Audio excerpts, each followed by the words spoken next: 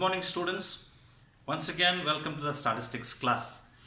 In the previous classes, we studied about index numbers, and in the immediate previous class, I have explained to you about the characteristic of index numbers, the uses of index numbers, and the types of index numbers. Okay?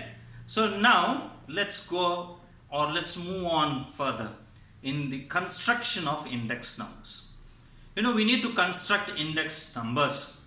If ever we don't get the data, we are not having any data in hand, so we need to collect the data and do the constructions. Okay, so now if ever we have to think about our syllabus. Now for PUC second year students, we don't need to do all this activity. We don't need to do all this construction activity. For us, the data in hand will be given to us. Directly the data in hand will be given to us. We only have to use the right formula for that data available. That's it. That is the only thing that we need to do. But in case, in your further studies, you are asked to do the index numbers about the falling prices or about the increasing prices or about the values of the rupee, right, falling against the dollar, or you have to do a research about it, you have to study about it, we have to take the help of index numbers. Now at that time, how are you going to do? How are you going to collect the data and how you are going to present it? So for that sake, the construction is very much important, students. So let us understand the construction of index numbers step by step. Okay, I'm telling this, students, this construction of index number today, whatever I'm explaining is for the general index numbers. General index numbers, students. Okay, so understand this carefully. Right, the first step, there are 7 steps, students. How many steps? There are 7 steps. Okay, 7. Understand? Remember this. So 7 steps for the construction of general index numbers. The word general is not mentioned, but you have to take it as general. Okay, that's it. So now there are 7 steps. What are the steps? Number 1, the first one they said is defining the purpose of index number. Defining the purpose of index number. First point, I want to mention it here. There is no all-purpose index number, students. There is no all-purpose index number. Okay, I can collect the data and any one formula I apply it and try to do it. No. Index numbers are very specific. You need to understand what is the purpose of it. For whom am I doing? Where am I doing? To which class of people am I doing this index number? Right? From where I have to collect the data. You need to have a perfect understanding about the purpose of index number. Now, index number, as you know, it is all about comparisons between 2 time periods. Right? Whether the index number may be about the prices, whether the index number may be about the quantity, whether the index number about the value. But you should know what is the purpose. What am I doing for? For whom am I doing? Where am I doing? Which area am I doing? Right? What is the target? What are the target customers, or what are the target data that I have to take from the people? Is what you need to have a specific plan for it. That all can happen only when your purpose is very clear. You should have a clear and a very, very, very perfect purpose to understand or to construct the index number. Okay, clear purpose. I am constructing an index number for the bank employees. I am constructing an index number about the prices of the vegetables in Hubli city. Now this is all about something which is very specific. You have to be very clear. You can collect any type of data and you can start calculating index numbers. You can't, because types of index number comes into picture, prices, quantity, value. You have to be very specific for it. So let your purpose be very clear in the beginning, students. Define the purpose of the index number. You define it very clearly in the beginning, then the rest of all things will follow. You can collect the data relatively correct, perfectly you can correct, the relevant data you can collect it, right? Unwanted, useless data you will not use it. So all these things will follow. You understand? So number 1, define the purpose of index number in the beginning very clearly. Number 2, selecting the base period. Index number is all about comparisons. Today's period, current period, we have to compare it with some other period. Some other period is what? maybe a period, maybe just last year. You can take it last year, 2019, or you may take it as 2017, or you may take it as 2015. We have to take one particular period base, 2020 with 2015. Yes, good. It's nice. And when you are selecting this particular time period, you should have two factors in your mind. You should keep two factors in your mind. Number one, it should be a normal base year, students. What do you mean by this? What it should be? It should be a normal base year. What is that normal base year? Normal base year means that particular year which you select. So for example, 2015 you have selected, right? 2020 prices have been compared with 2015. Now 2015 should be a year where economic stability should be there. That is what is a normal year. What economic stability? Productions should have a normal production. It should be, the production should not be hit by wars. The production should not be affected by floods. Production should not be affected by famines, by drought, by any natural calamities. Production should be free from all these. You understand? You understand? That is what you call it as a normal year. Okay, that is what is called as a economically normal year, stable year. Fine. It should be a normal year, students. I'm telling again, the year that you select, the comparison should be a normal base year. It should be free from floods.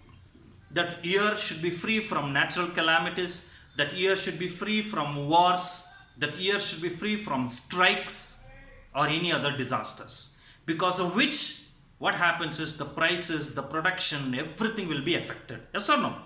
Yes, it will be affected. If there are strikes in that particular year, there were too many strikes, definitely prices of vegetables will go high. Strikes will be there, lorry strikes, transport strikes, if we come across railway strike it may be, or any other strikes it may be, the prices will be definitely affected. The quantities also will be affected, students. So that year should be a normal year, number one.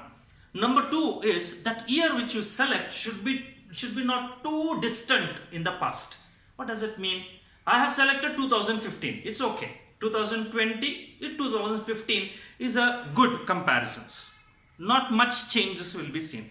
But if we compare with 2020 with somewhere around 1980, 1970, 1950 prices, it is not to be compared. Okay, those days people lifestyle was different.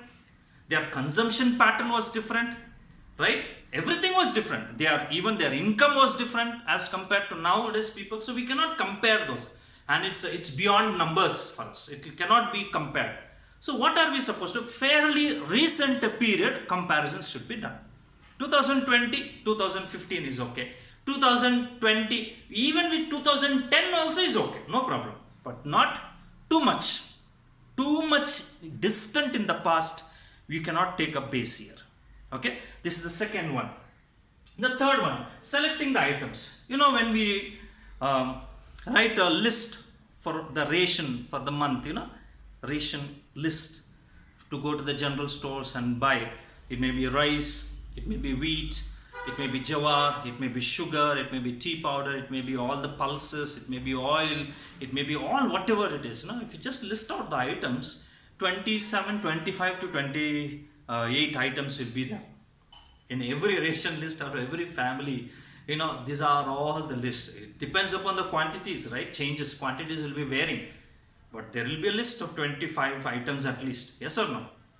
But when we see again in a locality like us, okay, there are different communities of people living. There are different groups of people. Each one will have a different consumption pattern. Okay, some consumes some items, some consumes the other items. Right? There won't be anything common in between them like that. They'll be different.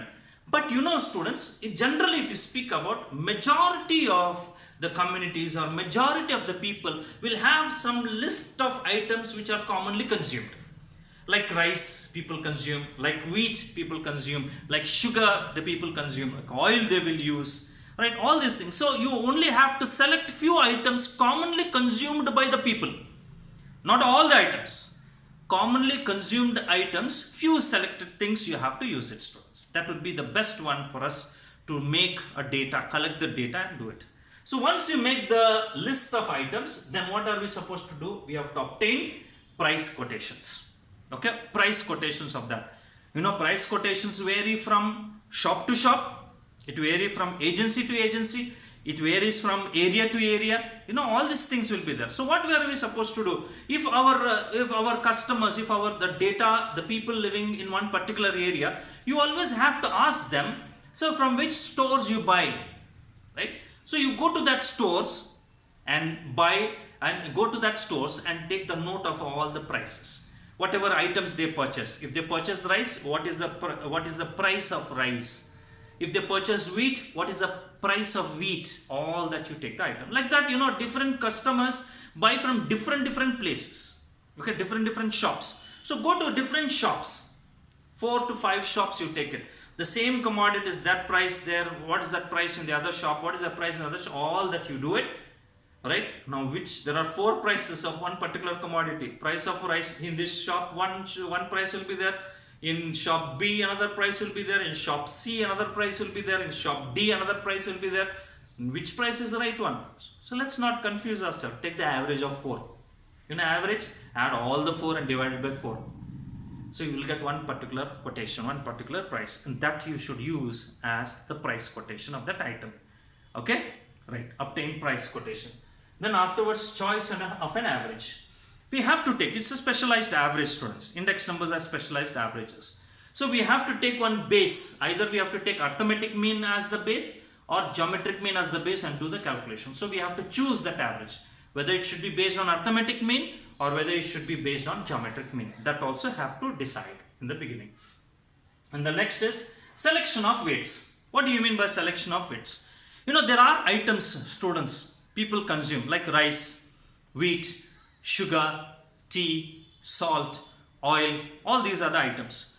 Do you think all the items will be commonly consumed and equally consumed, students?